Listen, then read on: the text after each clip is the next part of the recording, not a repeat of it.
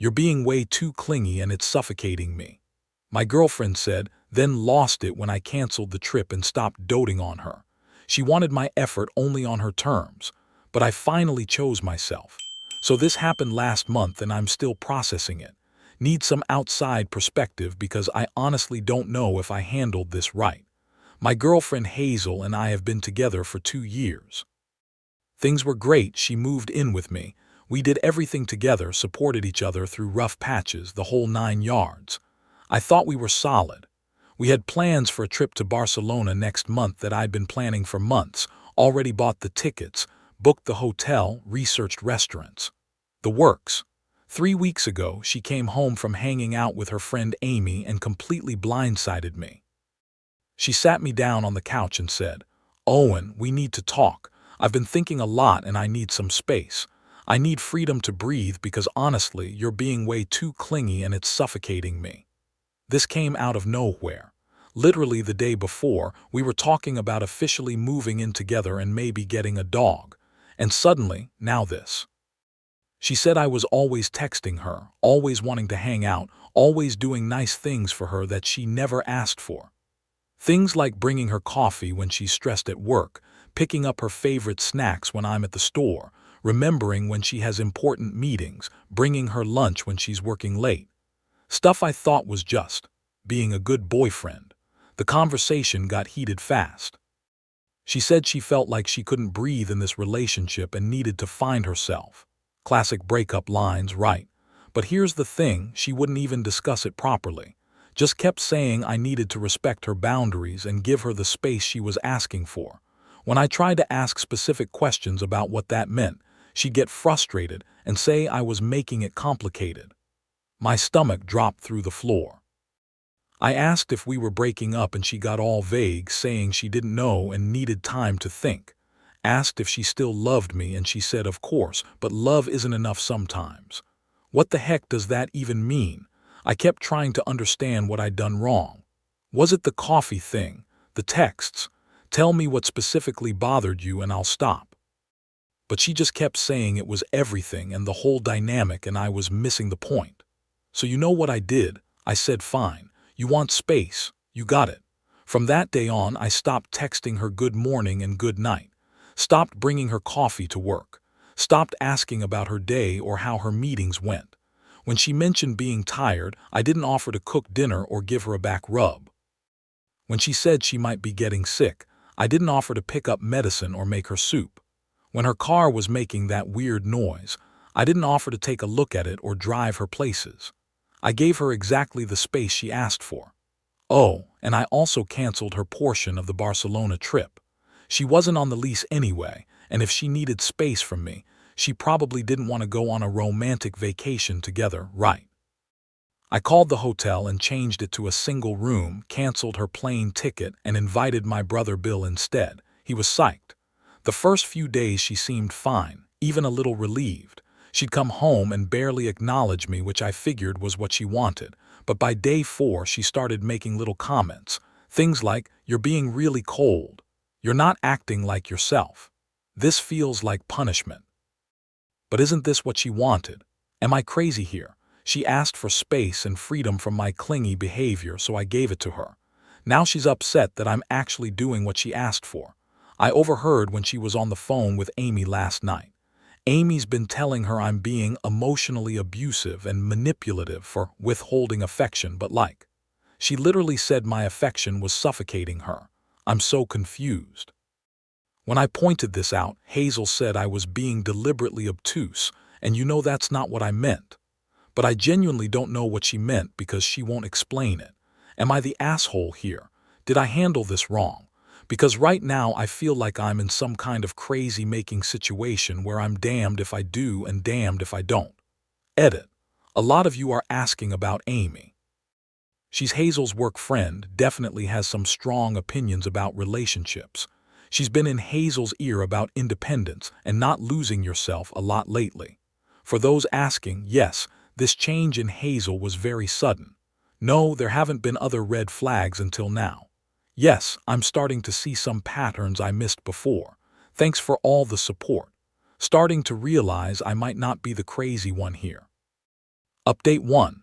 Posted 2 weeks ago, she's escalating, and I'm starting to see the bigger picture. Every single one of you who said this was about control and testing boundaries. You were absolutely right, and I wish I'd seen it sooner. So after my last post, things got interesting real fast. Hazel went from occasionally commenting on my coldness to full-blown accusation mode, and the manipulation tactics became crystal clear. Last Wednesday, she cornered me in our apartment. Yeah, she still lives here even though she needs space. Funny how that works, and demanded we talk. Here's how that conversation went, and I'm quoting directly because I started writing this shit down. "Owen, this has gone on long enough. You're being vindictive and cruel, and it needs to stop." I stayed calm. "I'm giving you the space you asked for. This isn't space, this is punishment." She crossed her arms, slipping into full defensive mode. "You're withholding love to manipulate me into taking back what I said." I just shrugged. "You said my attention was suffocating you. You said you needed freedom from my clingy behavior, so I stopped being clingy. That's not what I meant, and you know it." "Then what did you mean?" "Because I asked you to explain it multiple times, and you said I was making it complicated." She couldn't answer that. Just kept circling back to how I was emotionally abusing her by not doing the things she specifically said were suffocating her. The mental gymnastics were incredible. The conversation went on for 2 hours. 2 freaking hours, can you believe that? She'd get frustrated, storm off to the bedroom, then come back 10 minutes later with a new angle of attack. At one point she actually said, "When I said I needed space, I didn't mean you should stop caring about me entirely." I asked, "So you want me to care about you but not show it in any way you might find clingy?" "That's not what I'm saying." "Then what are you saying? Because I'm genuinely trying to understand here. Use your words, Hazel." She couldn't, or wouldn't. Just kept getting more frustrated that I wasn't reading her mind and magically knowing what she really meant versus what she actually said. Here's what really opened my eyes, though. She mentioned the Barcelona trip and absolutely lost it when I confirmed I'd given her ticket to my brother instead. "You can't just cancel my ticket. That's our trip. It was never your ticket. I bought it with my money. You said you needed space from me, so I assumed you wouldn't want to go on a vacation with someone you find suffocating." "That's not the same thing." "What's not the same thing? Space doesn't mean. It doesn't mean you get to make decisions about our future without consulting me." "Our future? I thought you needed time to think about whether you even wanted a future with me." And there it was. She wanted space from my clingy behavior, but still wanted all the benefits of having a devoted boyfriend who planned romantic trips and consulted her on every decision. She wanted to reject my attention while keeping my efforts and resources. Classic having cake and eating it too. The more I think about it, the more I realize this has been building for months. She's been testing boundaries in small ways that I completely missed. Criticizing things I do for her, then getting upset when I'd stop doing them. Making me feel like I had to constantly prove my love while she got to be the judge of whether it was acceptable or too much. Like, remember when I mentioned she said I never asked her if she wanted me to do nice things? Well, I started remembering times when I did ask. "Want me to pick up dinner? Should I grab you coffee?" And she'd always say yes, but then later complain that I was always offering to do things like it was some kind of burden. Amy's been feeding her a steady diet of "you deserve better," and he's trying to control you bullshit. I found out from our mutual friend Josh that Amy's been divorced twice, both times because she cheated, and apparently she has a whole philosophy about how men who treat women too well are secretly manipulative. Real winner there. I'm starting to document everything now, keeping records of conversations, saving texts, writing down exact quotes. Not sure where this is going, but I want evidence of what actually happened versus the story she's creating in her head. The weirdest part, she's been extra affectionate when I don't respond to her complaints, like she's trying to reward me for not standing up for myself. She'll cuddle up to me on the couch after spending an hour telling me I'm emotionally abusive. It's messing with my head, honestly, but the documenting thing has been eye-opening.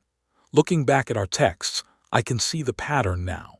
She'd complain about something I did, I'd apologize and change my behavior, Then a week later she'd complain that I wasn't doing that thing anymore. It's like she wanted me constantly off balance, never knowing if I was doing too much or too little. Yesterday she asked why I seemed different, and when I said I was just respecting her request for space, she said, "You're being weird about it though, like you're proving a point." Yeah, Hazel, I am proving a point. The point is that you can't have it both ways. Edit. She just walked by and saw me typing, asked what I was doing. I said texting my brother about Barcelona plans. She got this look on her face like she wanted to argue but couldn't figure out how. A lot of you are asking why I haven't just broken up with her. Honestly, because I want to see how far she'll take this. I'm learning a lot about who she really is when she doesn't get her way. Someone asked about our living situation. The lease is in my name. She moved in about 8 months ago but never got added to it. Probably relevant. Update 2. Posted 1 week ago. Jesus Christ, Reddit. This week has been an absolute roller coaster of manipulation tactics. Saturday morning, I wake up to 3 missed calls from my mom. Apparently, Hazel had called her Friday night, crying, telling her I was going through something serious, and pushing everyone away, and that she was really worried about my mental health. She painted herself as the concerned, loving girlfriend trying to help her struggling boyfriend who was having some kind of breakdown. My mom called me in a panic. "Owen, honey, Hazel says you've been severely depressed and acting completely out of character. She's really worried about you and thinks you might need professional help." I had to explain the whole situation to my mother. How Hazel demanded space because I was too clingy. How I gave her exactly what she asked for, and how she's now claiming I'm mentally ill for respecting her boundaries. Mom was quiet for a really long time, then said, "That doesn't sound like the sweet girl I thought was going to be my daughter-in-law." Daughter-in-law. Hell. I realized Hazel had been positioning herself as my future wife to my family while simultaneously telling me she needed freedom from our relationship. The manipulation goes deeper than I thought. Sunday, she tried a completely different approach. Suddenly, she was the old Hazel again. Made my favorite breakfast, wore the sundress I always compliment her in, kept touching my arm and laughing at everything I said. Classic love-bombing behavior. When I didn't immediately melt and go back to my old patterns of doting on her, she got this flash of pure rage across her face that she quickly covered with a fake smile. But I saw it. "You're really going to keep punishing me forever?" she asked, and her voice had this edge to it. "I'm not punishing you. I'm respecting your clearly stated request for space. Fine, be that way. See how long you can keep this up." That felt like a threat, honestly. Monday was when things got really interesting. Amy came over while I was supposed to be at work, but my client meeting got canceled, so I came home early. I could hear them talking in the kitchen, and what I heard made everything click into place. "Amy, he's doing this to break you down psychologically so you'll be grateful for scraps of attention." Hazel, "But he's not doing anything. He's not fighting for me at all. He's not even trying to win me back." Amy, "That's the manipulation, babe. He's making you feel unwanted and unloved so you'll settle for whatever he's willing to give you." Hazel, I miss how he used to be. Before." Amy, "Before what?" Hazel, "Before I told him to give me space. He used to try so hard to make me happy. He'd do all these little things." Amy, "And that was suffocating, remember? That's why you needed to set boundaries." Hazel, Yeah, it was suffocating." But her voice was uncertain. I could hear the doubt creeping in. Amy, "Don't let him gaslight you into thinking you were wrong for asking for what you needed." The irony of Amy talking about gaslighting while literally coaching Hazel on how to rewrite history. Tuesday, she escalated to passive-aggressive territory. Started leaving her stuff everywhere she knew I'd normally clean up. Dirty dishes by the sink, empty coffee cups on my desk, makeup scattered across the bathroom counter. When I didn't clean them up, she exploded. "You're being a child. This is our apartment and you're letting it turn into a pigsty. You said you needed space from my attention. Cleaning up after you is a form of attention. That's not the same thing and you know it. What's the difference? Explain it to me." She couldn't. Just screamed that I was twisting her words and being deliberately obtuse and playing stupid games. I stayed completely calm, which seemed to make her even more furious. Thursday night, Hazel tried one final approach, sex, just walked into the bedroom completely naked while I was reading and said, "I miss you, I miss us." I looked up from my book. "I'm right here. You know what I mean." "No, I honestly don't. You're the one who asked for space, remember, so I'm giving you space." "This isn't what I wanted." "Then you should have been more specific about what you did want." She stood there for a full minute, naked and confused, before putting on clothes and leaving the room without another word. I heard her crying later that night. Not manipulative crying, real, broken crying. Part of me wanted to go comfort her, but the bigger part of me remembered that she created this entire situation and has refused to have an honest conversation about fixing it. Tomorrow, I'm having one final conversation with her. Either we're going to communicate like actual adults and rebuild something honest, or this relationship is over. I can't keep living in this crazy making dynamic. Edit. A bunch of you are DMing asking for updates on the conversation. I'll post regardless of how it goes. She just knocked on my bedroom door, I've been sleeping in the guest room, and asked if we could just go back to normal. I asked what normal meant and she said before all this started. I asked if that meant before she said I was clingy and suffocating, and she got quiet and left. My brother is pumped about Barcelona. At least something good is coming out of this mess. Final update. Posted 3 days ago. Well, Reddit, it's over. Had the final conversation yesterday and everything became crystal clear. This woman has been playing games with my head for months and I'm done. I sat Hazel down yesterday morning and told her we needed to have a completely honest discussion about our relationship. No deflecting, no accusations, no bullshit, just truth. "Do you want to be with me?" I asked. "Yes, of course I do. I love you." "Then explain what you meant when you said you needed space." "And I want specifics, not vague statements about feeling suffocated." Long pause. She looked uncomfortable. "I felt like you were doing too much." "Doing too much what?" "Too much everything. Always texting, always helping, always caring." "And that bothered you, why?" Another long pause. "Amy said it wasn't normal. That guys who do too much for their girlfriends are usually hiding something or trying to control you. She said healthy relationships have more independence." "Do you think I was trying to control you?" I don't know, maybe it felt overwhelming sometimes." "Hazel, look at me. Was I ever actually trying to control you? Did I ever tell you what to wear, who to hang out with, where you could go?" She started crying. No, you never tried to control me. You were being sweet and I got scared." "Scared of what?" "That it was too good to be true. That you'd stop caring eventually, so maybe I should protect myself first." And there it was. She got scared that I loved her too much, so she tried to create distance to protect herself from potential future hurt. But when I actually gave her distance, she realized what she was losing. "Amy said if you really loved me, you'd fight harder to keep me. She said the fact that you just accepted my request for space proved you didn't care enough. So this was a test. Not intentionally, but kind of, yeah." I felt something break inside my chest. "Hazel, you can't test love. You can't ask someone to give you space and then punish them for respecting your boundaries. That's not how healthy relationships work." I know that now. I messed up. "Can we just go back to how things were? I miss you taking care of me." "No," that surprised her. Her whole face changed. "Why not?" "I'm admitting I was wrong. Because I can't be with someone who plays games with my emotions.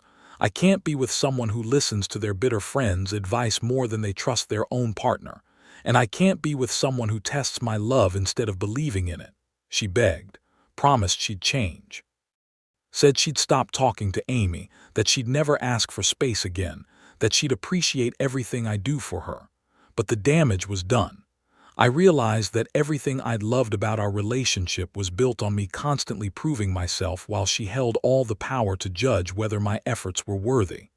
"You only want me now because you think you can't have me," I told her. "That's not love. That's just fear of loss." We talked for 3 more hours. She admitted that Amy had been in her ear for months about how I was too good to be true and probably playing a long game.